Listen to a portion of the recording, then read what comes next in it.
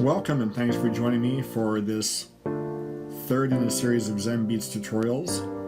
My name is Jay and I'll be the facilitator for these sessions. If you've watched the first couple of videos, you kind of know my style.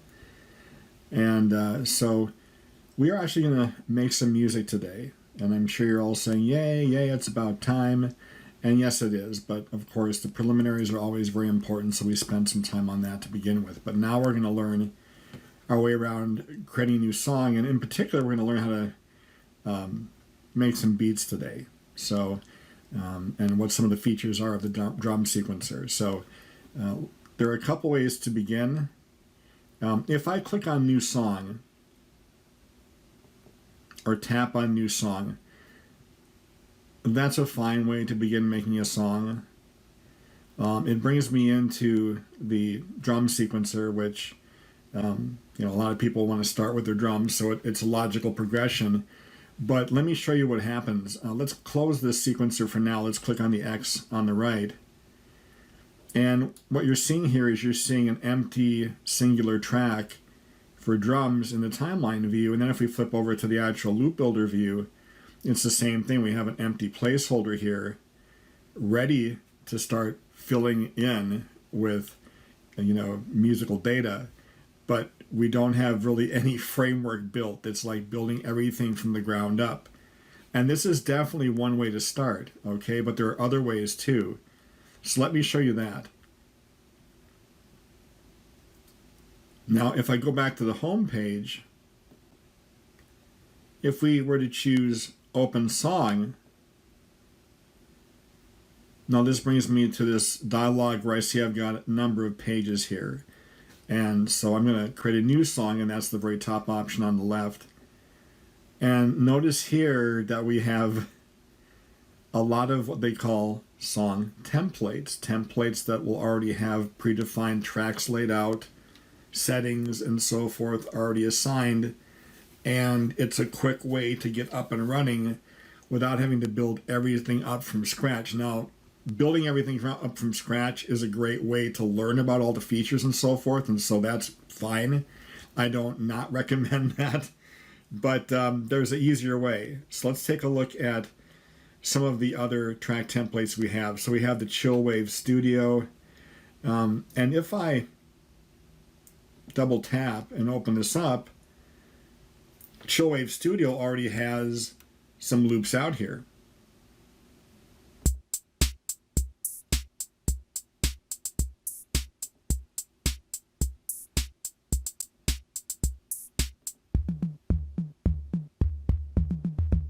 So I've already got some lanes out here,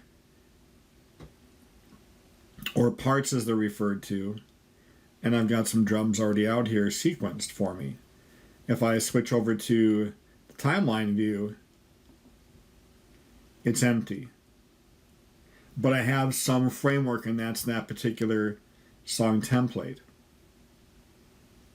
So let's just stick with this one for now, just so we can start making some beats and learn about some of the functionality here. Now, there's a couple ways we can jump back to our drum sequencer, and one way is to just double tap here on the actual icon. Another way, from the actual loop builder view, is to either double click the icon here, or you can double click the actual loop that you want to work with. So if I want to see what is actually happening and what the beat looks like here for this Chillwave 1, if I double click, it opens up the drum sequencer again, but now it's all filled in because we're using a template that already has the beat manufactured here. So let's play it back.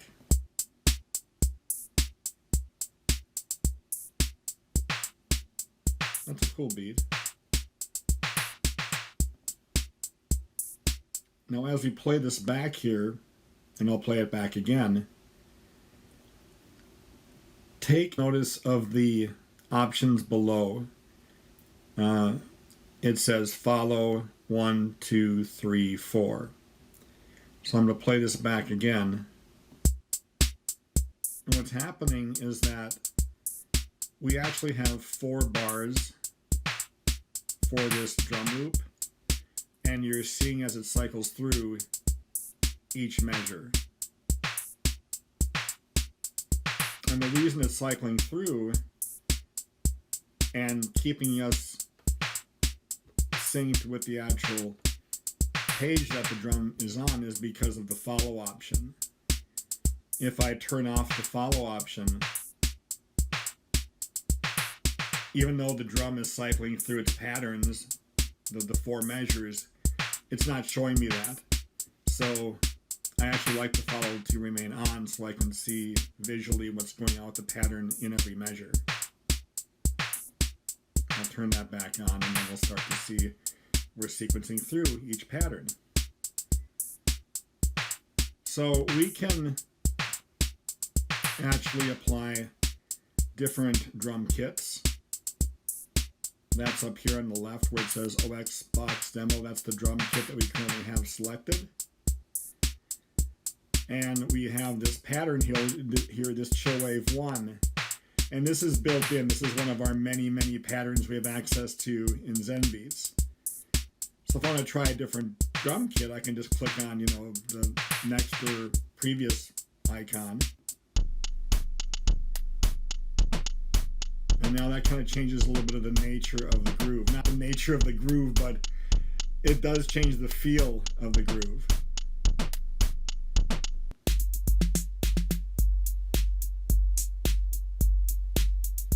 So we can also, of course, cycle through different beats once we find a kit that we like. And then we can go over to the actual beats and start cycling through these. So let's go to the next one after Chillwave 1. I'm sure it might be Chillwave 2.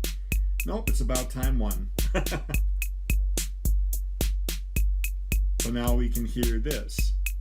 And we can cycle through to another one. And as we cycle through the drum beats, notice that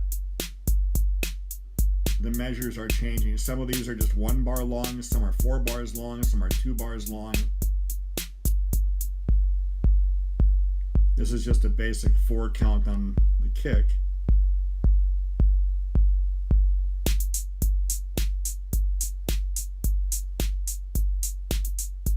So I'm going to stop the playback.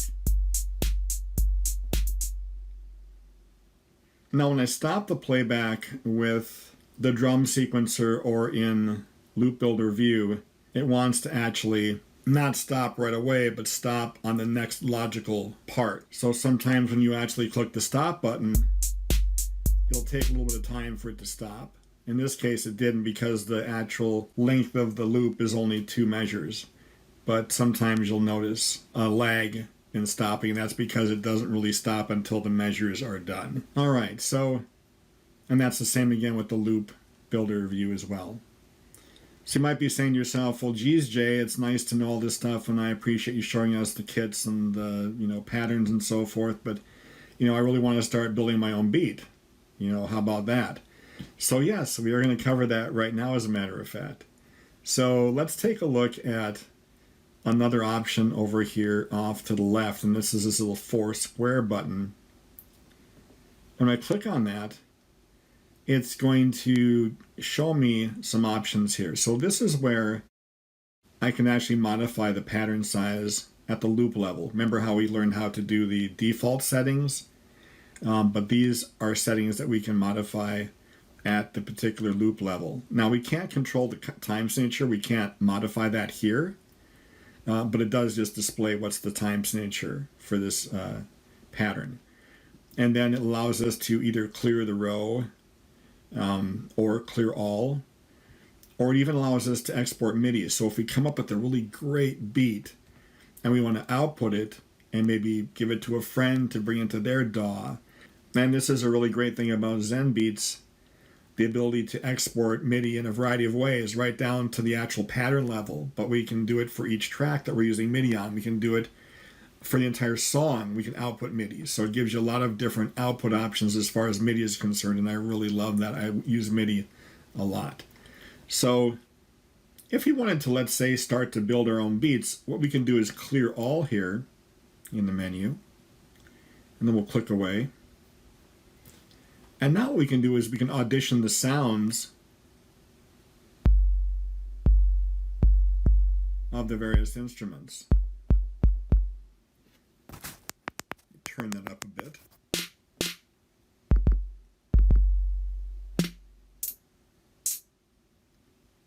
Now, how do we build a beat?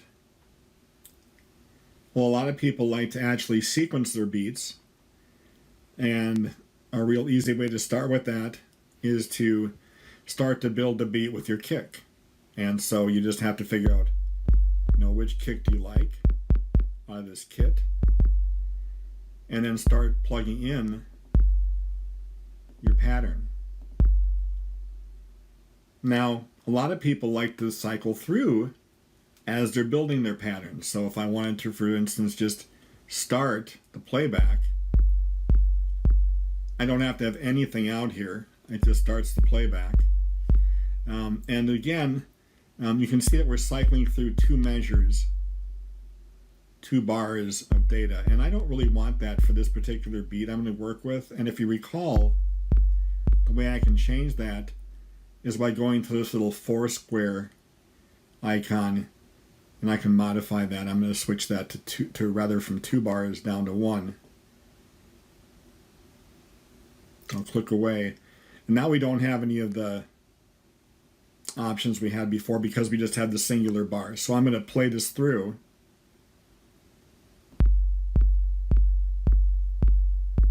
And now I can start to lay my snare. And which snare do I like? I like this one. It's a little crisper.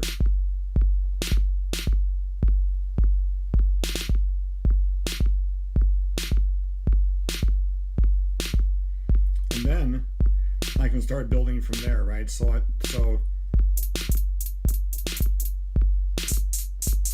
got some hats. Which hat do I want to use? And I can start again putting in information into the cells.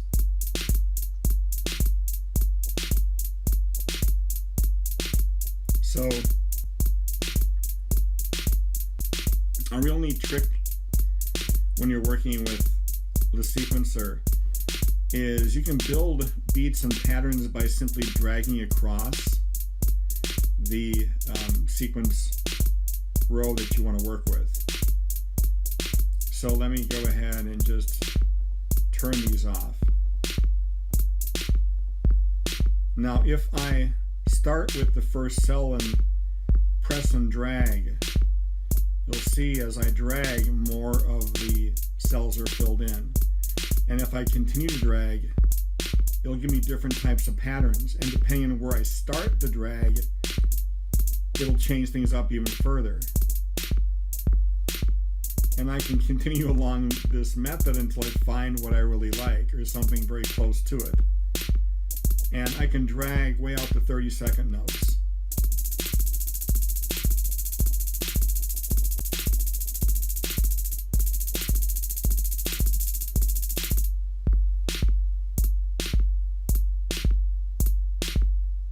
Or have it be like this, real basic. So this is how you build a beat using the sequencer. Now I'm going to stop the playback and show you another method. And we're going to clear our rows by clicking the 4 square, tapping the 4 square, and not clear row, I mean clear all, and start over again. And so if you prefer, you can tap out your beats. And again, the way that you actually get your drum pads is this icon way over here to the right. And I'll click on that and it'll bring up my pads. Now these pads are way too small for me to really do any damage with.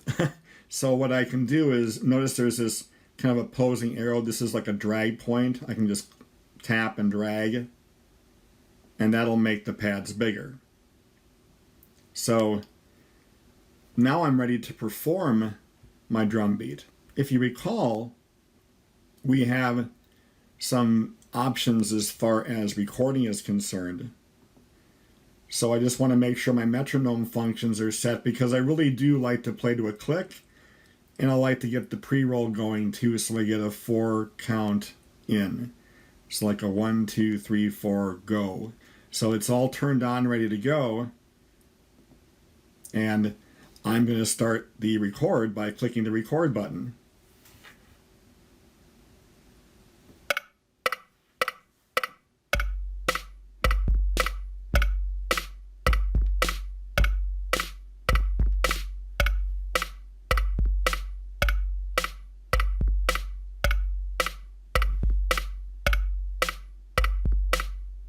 And that click is pretty loud. I'm going to turn off the record. And I'm going to turn down the click here.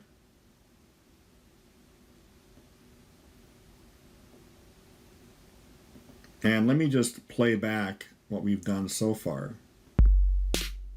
And yours, of course, may sound different, right? It just depends on what you tapped out.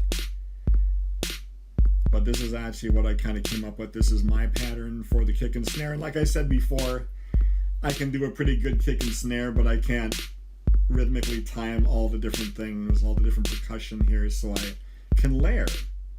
So remember, we have that feature turned on where we can actually have that Midi overwrite. So if I start to play something now on top of this, it's not going to overwrite what I've done. So let's say I want to actually tap in now a hi-hat. Let me go ahead and stop this. And then I'll tap record.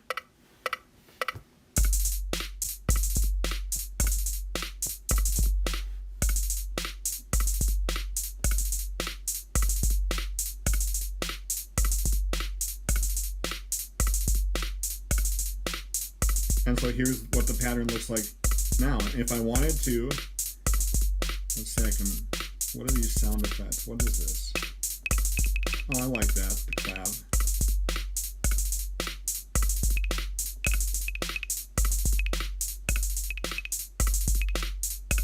And I just did a slight drag and it put a nice little counter beat out there with the clav. Alright, so we're done really with this. And again, the Midi override allows us to continue to layer parts upon, one upon another. So I'm going to stop the playback here.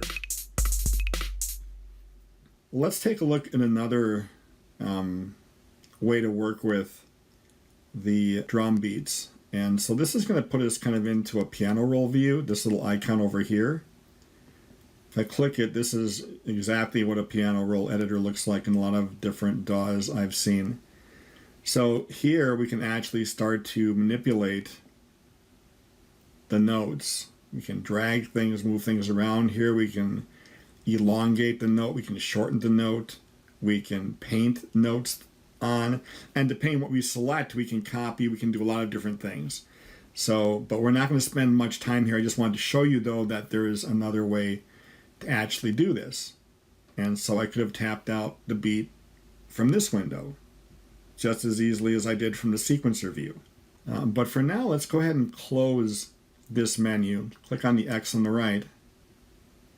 And now we have this basic 8 that we cleared out, and we basically overwrote what was there with our own groove. And let's play that back here.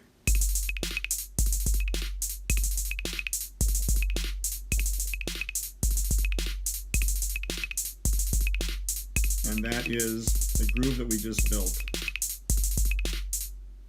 We're going to talk about a lot more ways to make music with Zenbeats. Let's wind things down, and thank you so much again for taking the time to be with me. If you want to save your project that you've got going here, there's a couple ways to do it. One way is just to click the Chillwave Studio, and that's what the song will be called.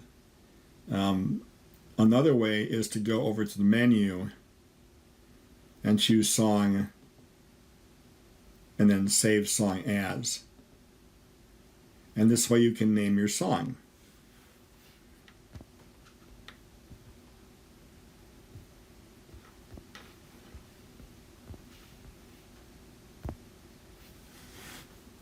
So I made mine cool beats. Let me drop the keyboard out of the way. The song type is a standard song, and we'll talk about the other song type here later on. The location is on my device, or I can put that to Google Drive or OneDrive. And I'm ready to save this. Now I've saved this song with my desired name. So again, just to kind of recap what we took a look at, we opened up a new song using a song template.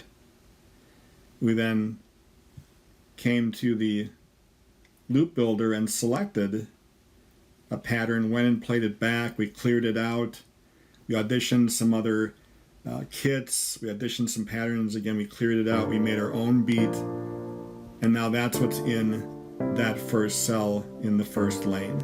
Thank you so much once again for sticking around, I really appreciate it, and I'll see you next time.